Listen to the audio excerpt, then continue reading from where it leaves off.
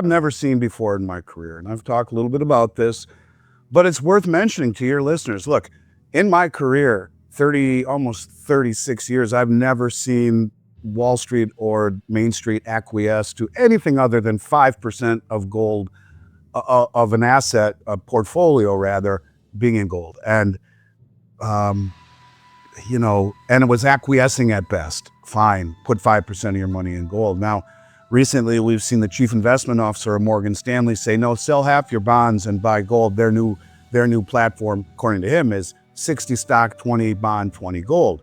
You got Michael Hartnett, the chief analyst for Bank of America, with this very, very, very expensive newsletter that goes directly to the institutional traders, like many thousands of dollars a year. He's saying, no, it's 25, 25, 25, 25, 25 gold, stock, bond, short-term treasuries, gold. You got Jeffrey Gundlach, the bond king, saying, no, 66, what did he say? Jeffrey Gundlach said, 25% in gold, Monday morning, 25% in gold is not overweight. And then the 6,600 part, that's Jeffries. They used to be a primary distributor for all the world's mints. And they said 6,600 is their next target, at least intermediary target, for where they expect gold to go before it takes a little bit of a breather. You have massive institutional money, traders and analysts and chief investment officers speaking to the most sophisticated traders in North America, saying 25% of your portfolio in gold is not too much. I mean, that's just insanity, if you ask me. Goldman Sachs said, if 5% of the money comes out of the bond market because they fear that there is no, independence on the Fed anymore, that gold would go to 5,000 like that. Well, when you have Stephen Mirren sitting in the Fed, who it was Trump's advisor and the architect of the Mar-a-Lago Accord, he fills the vacated spot. What independence? The Fed has no independence. So gold is moving in that direction. You got Bank of America just saying $67 for silver is their target for next year. So when we talk about record highs around 4,400 gold and then it falling off and everyone's saying it's over, I find it disingenuous at best when you have these analysts saying this. And here we are back up above $4,100, and that shows the strength and the underlying support. So gold's held up because of central bank accumulation. And to me, that's what we've been saying forever. We've seen physical demand rising and global monetary stress increasing, all of the stuff that we talk about. But what I believe we are seeing, kind of what we were just talking about, is a slow motion global run on physical gold. And the pullback from those highs wasn't a breakdown, it was a consolidation. Catching its breath, not throwing in the towel. Pick your use. Is a seismic shift in institutional thinking. For decades, 5% of a portfolio in gold was considered bold. Now, CIOs and analysts are openly recommending 25%.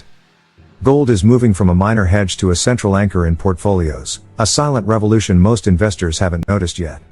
I look at it a different way, Jesse. I mean, I think what they're trying to do, if I'm going to guess, is to reshore manufacturing. And the only way you do that is to massively devalue the dollar. Look at Triffin's dilemma, which says as the world reserve currency, you will always have a net deficit in global trade because your major export's going to be dollars. The world needs more dollars than we can provide through trade alone.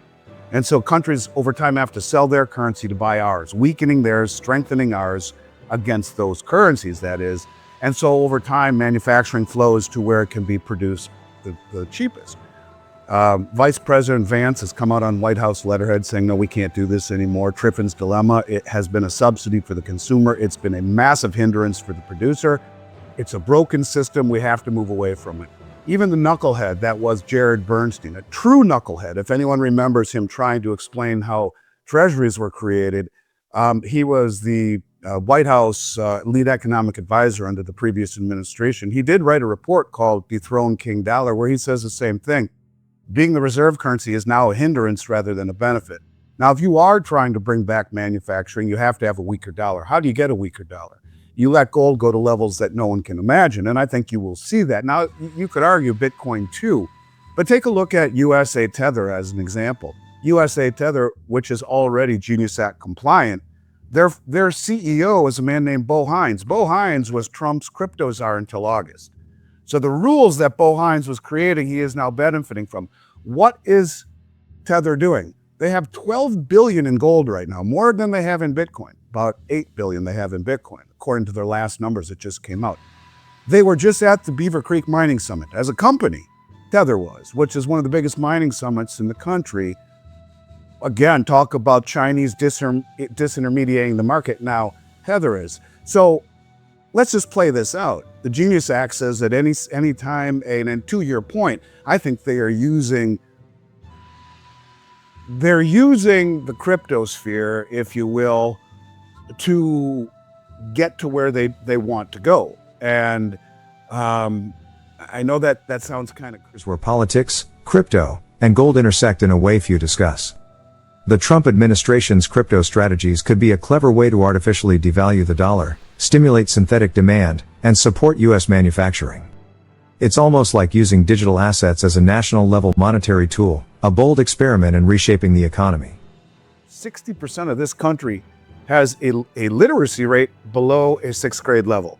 60% can't read past the 6th grade level and have no college education. AI is already kneecapping entry-level jobs, and they predict in 3 or 4 years, half of those entry-level jobs will be affected by AI.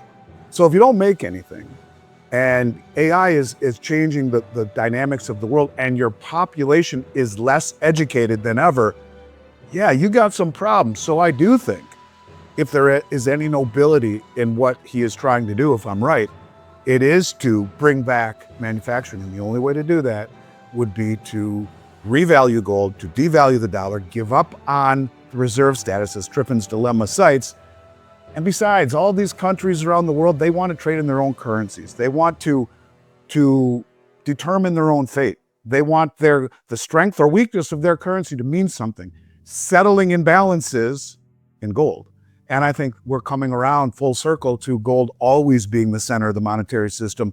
In the BRICS nations, it will be a vehicle to settle trade and currency imbalances. Here, I think it's going to back the treasury market. To retain demand for the treasury market at the same time, they are loosening their desire or relinquishing their desire to maintain world reserve status. So we'll see. That's my thesis, and I've been saying it for a long time, and I believe it.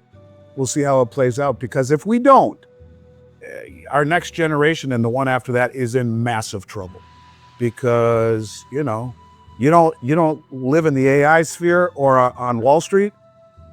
Where are you going to make the money? And I think that's something people need to think about for a moment. And I do think he's trying to bring back manufacturing. This would be the only way to do it. This is the generational warning. Beyond markets, AI, low education, and lost manufacturing capacity create a ticking time bomb. Gold isn't just an investment, it's a hedge against systemic collapse.